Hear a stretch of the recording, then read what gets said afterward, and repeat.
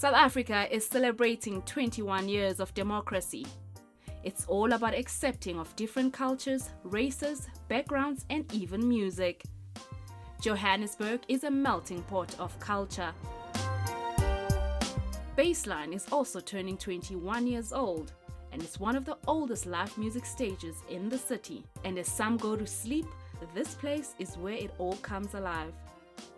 Outside sits the statue of legendary Brenda Fassie, welcoming music lovers to a place where they can not only unwind but also learn about music of old.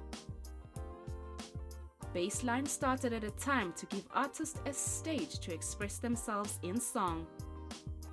The Bassline was started 21 years ago by a very close friend of mine, a guy called Brad Holmes, who started it in a very small, tiny venue in Melville, which is a really cool suburb of Johannesburg.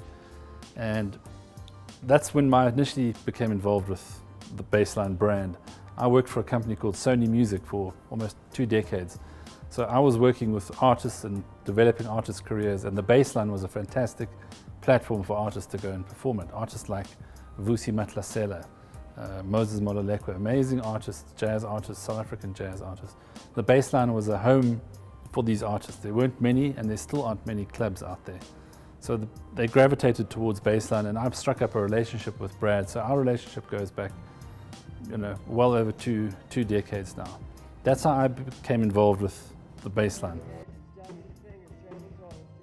The key is that it's an experience, it's a collective experience. People come together and they're not just sitting behind their cell phone screens or their laptops or their iPads or whatever. They come together and they enjoy and they have a good time, and they go out. And music has always been that language that links different cultures as well. So it's not, you get that cultural interchange, which is something that's completely unique. Live music is by far overtaking the recorded music industry around the world, and in South Africa it's no different.